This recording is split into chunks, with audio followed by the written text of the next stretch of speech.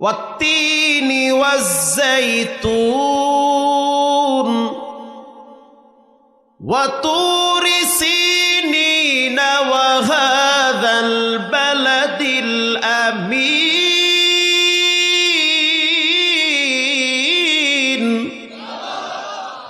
আল্লাহ রাব্বুল আলামিন বলেন, 3 ফলের কসম।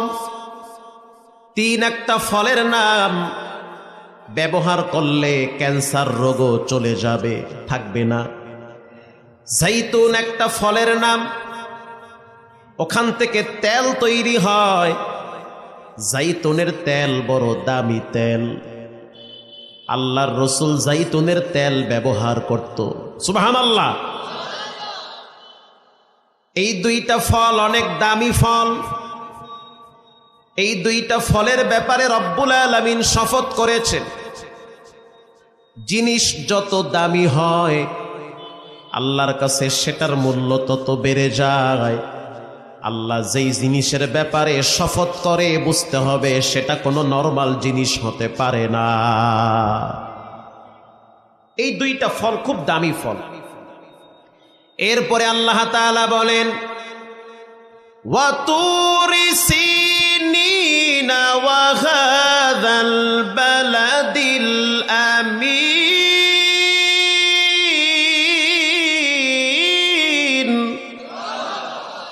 গর্ব সূরা আদমি ইনসাবুদে আহমদ বু জাহালো হামনে কে সাবুদে। পৃথিবীর ভিতরে কে কালো কে পরিষ্কার এগুলোর কোনো ভেদাভেদ আল্লাহর কাছে নাই, বরং যার দিলটা যত ভালো আল্লাহর কাছে সে তত ভালো। সুবহানাল্লাহ, সে তত ভালো। আল্লাহ তাআলা বলেন, তুর পাহাড়ের কসম। তুর একটা পাহাড়ের নাম, সিনাই তুর। যেই পাহাড়ে দাঁড়াইয়া একজন নবী বিনা পর্দায় কথা বলেছেন তিনি হলো পয়গম্বর মুসা আলাইহিস সালাম। আল্লাহর সাথে কথা বলতে বলতে একটা ভাব তৈরি হয়ে গেছে। এবার বলে, রব্বি আরনি, আয় আমার রব তোমার একটু দেখতে মনে চায়। কথা বললে মায়া বাড়ে কি বাড়ে না? ভালোবাসা বাড়ে। আড়াল থেকে কথা বলো, এত সুন্দর কথা, একটু আমারে দেখা দাও। আল্লাহ রাব্বুল আলামিন বলেন, লাং তারানি,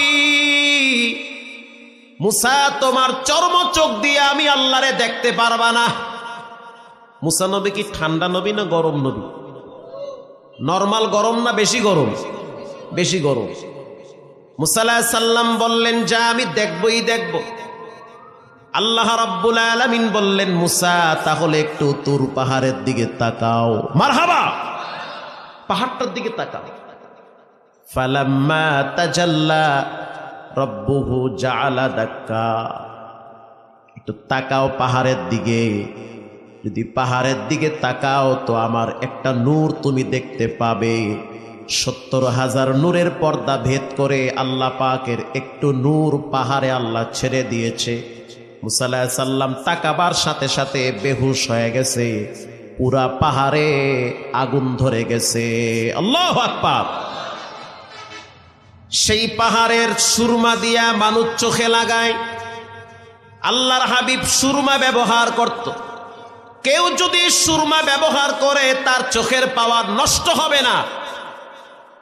কেউ যদি সুরমা ব্যবহার করে তার ব্রেন ঠান্ডা থাকবে। এখন তো বাংলাদেশে অরিজিনাল সুরমা পাওয়া যায় না। ওই দেশের সুরমা বাংলাদেশে আসতে আসতে অর্ধেক 2 নম্বর হয়ে যায়। সেই পাহাড়ের কসম করেছেন রব্বুল আলামিন। এরপরে আল্লাহ তাআলা আরো একটা কসম করেন, ওয়া হাযাল বালাদিল আমিন, পবিত্র মক্কা নগরীর কসম।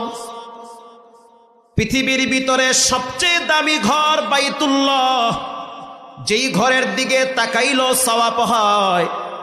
যেই ঘরে যদি একবার কেউ যায় তার পিছনের সব গুনাহ মাফ করে দেয় কে? বাইতুল্লাহ। আল্লাহ কোরআনে বাইতুল্লাহর ব্যাপারে বলেন,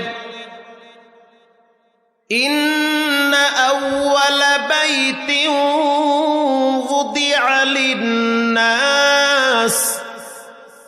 লাল্লাযী বিবাক্কাতা মুবারাকান